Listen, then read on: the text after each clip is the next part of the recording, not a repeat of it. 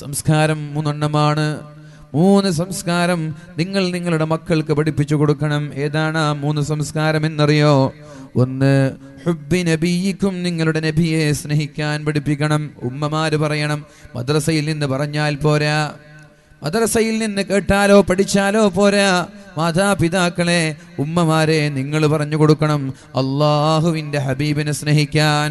ഒന്നാമത്തെ സംസ്കാരം, ഒന്നാമത്തെ അദബാണ് പഠിപ്പിച്ചു കൊടുക്കേണ്ടത്. 2, അള്ളാഹുവിൻ്റെ ഹബീബിൻ്റെ കുടുംബക്കാരെ സ്നേഹിക്കാൻ പറഞ്ഞു കൊടുക്കണം.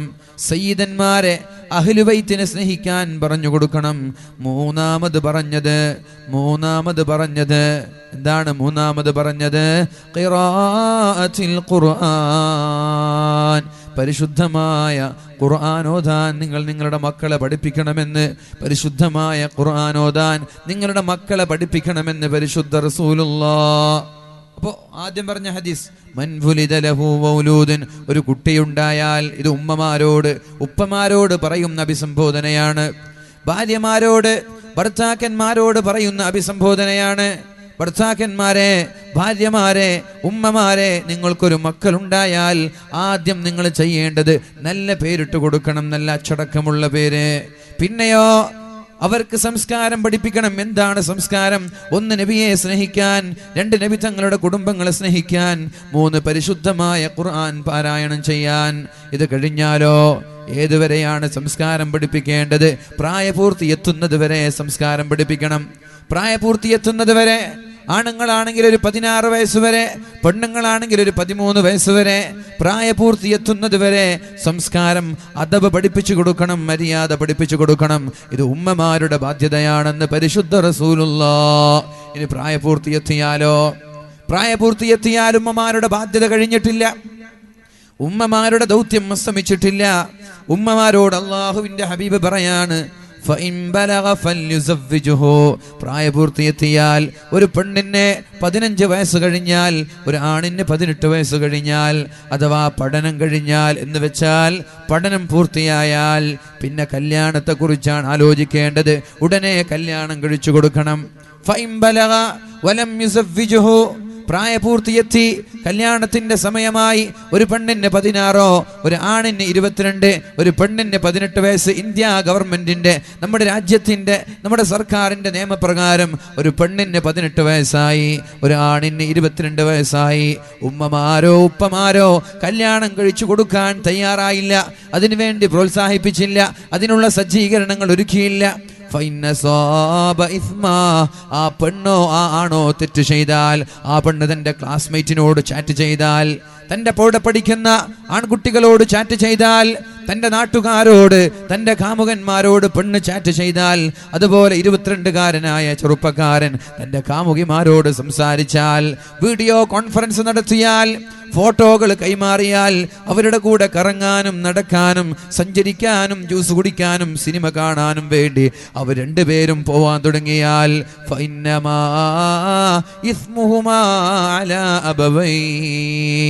ആ മക്കൾ ചെയ്യുന്ന തെറ്റ് ആ മാതാപിതാക്കളുടെ ഏടിലും അല്ലാഹു കുറിച്ചു വെക്കുമെന്ന് പരിശുദ്ധ റസൂലുള്ളാഹ്. ശ്രദ്ധിച്ചോ, ഉപ്പമാരുമ്മമാരൊക്കെ ശ്രദ്ധിച്ചോ.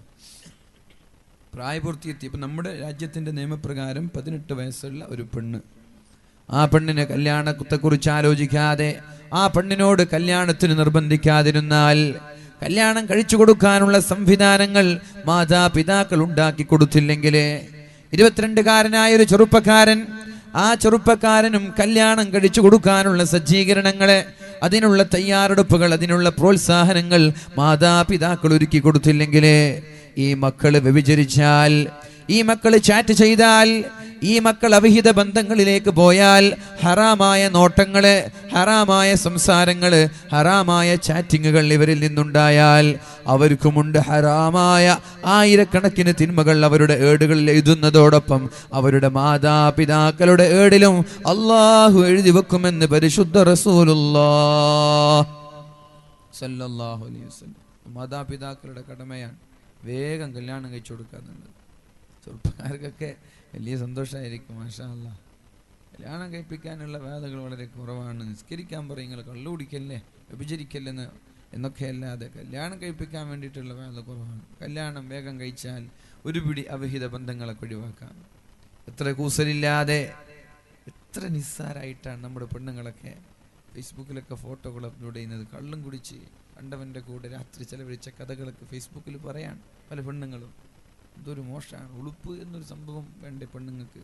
അല്ലാഹു പറഞ്ഞല്ലോ, പരിശുദ്ധമായ പരിശുദ്ധ റസൂലുള്ളാഹി സ്വല്ലല്ലാഹു അലൈഹി വസല്ലം അവസാന കാലഘട്ടത്തിന്റെ അന്ത്യനാളിന്റെ സൂചനകളെ കുറിച്ച് അല്ലാഹുവിന്റെ ഹബീബ് പറഞ്ഞപ്പോ, ഇദാ കാന ആഖിറുസ്സമാൻ, അന്ത്യനാൾ എടുത്തു കഴിഞ്ഞാൽ, ലോകം അതിന്റെ അന്ത്യത്തിലേക്ക്, ലോകം അതിന്റെ അവസാനത്തിലേക്ക് എടുത്തു എത്തിക്കഴിഞ്ഞാൽ 4 കാര്യങ്ങളെ അല്ലാഹു ആകാശലോകങ്ങളിലേക്ക് ഉയർത്തിക്കളയുമെന്ന് പരിശുദ്ധ റസൂലുള്ളാഹ്. 1, യർഫഉല്ലാഹുൽ ബർകത മിനൽ അർളി, ഭൂമിയിൽ ബർക്കത്തുണ്ടാവൂല, മനുഷ്യന്മാർക്ക് കാരുണ്യം ഉണ്ടാവൂല. അതുപോലെ അല്ലാഹുവിന്റെ ഹബീബ് പറഞ്ഞത്, യർഫഉല്ലാഹുൽ ഹയാഅ മിനൻ നിസാ, പെണ്ണുങ്ങളിൽ നിന്ന് അല്ലാഹു ലജ്ജയെ ആകാശലോകങ്ങളിലേക്ക് ഉയർത്തിക്കളയുമെന്ന് പരിശുദ്ധ റസൂലുള്ളാഹ്. ലജ്ജയുണ്ടാവൂല. അപ്പോഴാണ് കള്ളു കുടിച്ച കഥകൾ പറയുന്നത്, അപ്പോഴാണ് വ്യഭിചരിച്ച കഥകൾ പറയുന്നത്, കാമുകന്റെ കൂടെ രാത്രി ചെലവഴിച്ച കഥകളൊക്കെ ഫേസ്ബുക്കിലൂടെ പോസ്റ്റ് ചെയ്യുന്നത് ലജ്ജ, നാണം അല്ലാഹു ആകാശ ലോകങ്ങളിലേക്ക് ഉയർത്തിയപ്പോഴാണ്. അതുകൊണ്ട് എൻ്റെ പ്രിയമുള്ള സഹോദരങ്ങളെ, എല്ലാവരോടും പറയാനുള്ളത്, അല്ലാഹുവിൻ്റെ ഹബീബായ പരിശുദ്ധ ദീൻ, പരിശുദ്ധ റസൂലുള്ളാഹി സ്വല്ലല്ലാഹു അലൈഹി വസല്ലം പഠിപ്പിച്ച ദീനുണ്ടല്ലോ, ആ ദീൻ നമ്മൾക്ക് പറഞ്ഞു തരുന്നത്, ആ ദീൻ നമ്മൾക്ക് പഠിപ്പിച്ചു തരുന്നത്, ഇവിടെ അവിഹിത ബന്ധങ്ങൾ നടക്കാൻ പാടില്ല, ഇവിടെ വ്യഭിചാരങ്ങൾ നടക്കാൻ പാടില്ല, ഇവിടെ തോന്നിവാസങ്ങൾ നടക്കാൻ പാടില്ല. മഹാനായ ജഅഫർ ഇബ്നു അബീ ത്വാലിബ് റളിയല്ലാഹു അൻഹു, അല്ലാഹുവിൻ്റെ ഹബീബ് സല്ലല്ലാഹു അലൈഹി വസല്ലം തങ്ങളുടെ സമ്മതത്തോടെ നാട് വിട്ടു പോവുകയാണ്. മക്കക്കാർ ആട്ടിയോടിക്കുകയാണ്. ലാ ഇലാഹ ഇല്ലല്ലാഹ് മുഹമ്മദുർ റസൂലുള്ളാഹ് എന്ന് പറഞ്ഞു.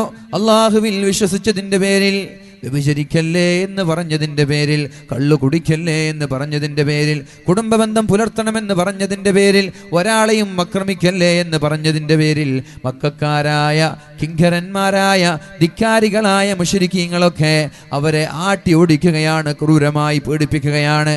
അപ്പോഴാണ് ജഅഫർ ഇബ്നു അബീ ത്വാലിബ് റളിയല്ലാഹു അൻഹുവിന്റെ നേതൃത്വത്തിൽ ഒരു കൂട്ടം മുസ്ലിമീങ്ങൾ നേരെ നജ്ജാശി രാജാവിന്റെ സമീപത്തേക്ക് ചെല്ലുന്നത്. നജ്ജാശി രാജാവ് അവരെ കൈ നീട്ടി സ്വീകരിക്കുകയാണ്. മക്കയിൽ നിന്ന് ആട്ടി ഓടിച്ചവരാണ്, മക്കയിൽ നിന്ന് ഓടിച്ചു വിട്ടതാണ്, അടിച്ചു വിട്ടതാണ്. നജാശി രാജാവ് കൈയും നീട്ടി സ്വീകരിച്ചു. സ്വസ്ഥമായി, സ്വതന്ത്രമായി, വേദനയില്ലാതെ, പ്രയാസമില്ലാതെ നിങ്ങൾക്ക് ഇവിടെ ജീവിക്കാനുള്ള സമ്മതം നൽകിയപ്പോഴാണ് മക്കയിൽ നിന്ന് ഒരു കൂട്ടം മുശ്രിക്കീങ്ങളായ ശത്രുക്കൾ ഊരിപ്പിടിച്ച വാളുമായി നജാശിയുടെ സമീപത്തേക്ക് വരുന്നത്. നജാശിയോട് പറഞ്ഞു, നജാശി രാജാവേ, ഇവര് സാമൂഹിക ദ്രോഹികളാണ്, നമ്മുടെ നാട്ടിലെ കുഴപ്പക്കാരാണ്, നാട്ടിൽ ഭിന്നിപ്പുണ്ടാക്കിയവരാണ്, ഇവരെ ഞങ്ങൾക്ക് തന്നെ വിട്ടുതരണം, ഇവരെ ഇവിടെ ജീവിക്കാൻ നിങ്ങൾ അനുവദിക്കരുത് എന്ന് മഹാനായ നജ്ജാശി രാജാവിനോട് പറഞ്ഞപ്പോ രാജാവ് മഹാനായ ജഅഫർ ഇബ്നു അബീ ത്വാലിബിനെ വിളിക്കുകയാണ്. നിങ്ങളിൽ ആരാണ്? നിങ്ങൾ എന്തിനാണ് ഇങ്ങോട്ട് വന്നത്? നിങ്ങളുടെ മതമെന്ത് എന്ന് പഠിപ്പിക്കാനും പ്രഭാഷണം നടത്താനും വിളിച്ചപ്പോ മഹാനായ ജഅഫർ ഇബ്നു അബീ ത്വാലിബ് റളിയല്ലാഹു അൻഹു പറഞ്ഞത്, നജ്ജാശി രാജാവേ, ഞങ്ങൾ വ്യഭിചരിക്കുന്നവരായിരുന്നു. ഞങ്ങളോടൊരു നബി പറഞ്ഞു, മുഹമ്മദ് എന്ന് പറയുന്ന ഒരു പ്രവാചകൻ വന്നിട്ട് വ്യഭിചരിക്കരുത് എന്ന് പറഞ്ഞതിന്റെ പേരിൽ ഞങ്ങൾ ആട്ടി ഓടിച്ചതാണ്. ഞങ്ങൾ കള്ളു കുടിക്കുമായിരുന്നു. മുഹമ്മദ് നബി സല്ലല്ലാഹു അലൈഹി വസല്ലം ഞങ്ങളോട് പറഞ്ഞു കള്ളു കുടിക്കരുത് എന്ന് പറഞ്ഞതിന്റെ പേരിൽ ഞങ്ങൾ ആട്ടി ഓടിച്ചതാണ്. പലിശ തിന്നുമായിരുന്നു, യുദ്ധം ചെയ്യുമായിരുന്നു, കുടുംബബന്ധം മുറിക്കുന്ന ആളുകളായിരുന്നു. സ്വന്തം ജ്യേഷ്ഠന്മാരോട്, സ്വന്തം മനുഷ്യന്മാരോട് വരെ യുദ്ധം ചെയ്യുന്ന ആളുകളായിരുന്നു ഞങ്ങള്. യുദ്ധം ചെയ്യാൻ ആരെയും കിട്ടിയില്ലെങ്കിലോ, യുദ്ധം ചെയ്യാൻ രണാങ്കണത്തിലിറങ്ങി ധീരമായി പോരാടാനും യുദ്ധം ചെയ്യാനും ആരെയും കിട്ടില്ലെങ്കിൽ സ്വന്തം ജ്യേഷ്ഠന്റെ വീട്ടിലേക്ക് മാർച്ച് ചെയ്യുമായിരുന്നു, സ്വന്തം മനുഷ്യന്റെ വീട്ടിലേക്ക് മാർച്ച് ചെയ്യുമായിരുന്നു. എന്നിട്ട് ജ്യേഷ്ഠനോട് യുദ്ധം ചെയ്യുമായിരുന്നു ഞങ്ങള്. അപ്പോഴാണ് അല്ലാഹുവിന്റെ ഹബീബായ മുഹമ്മദുർ റസൂലുള്ളാഹി സ്വല്ലല്ലാഹു അലൈഹി വസല്ലമ തങ്ങൾ വന്നിട്ട് പറഞ്ഞത്, നിങ്ങൾ കുടുംബബന്ധം പുലർത്തണമെന്ന് പറഞ്ഞത്. അങ്ങനെ കുടുംബബന്ധം പുലർത്തിയതിന്റെ പേരിലാണ് ഞങ്ങളെ നാട്ടിൽ നിന്ന് ആട്ടിയോടിച്ചത് എന്ന് മഹാനായ ജഅഫർ ഇബ്നു അബീ ത്വാലിബ് റളിയല്ലാഹു അൻഹു പറഞ്ഞപ്പോഴാണ് നജാശി രാജാവ് മക്കയിൽ നിന്ന് വന്ന ശത്രുക്കളെ ആട്ടിയോടിക്കുന്നത്.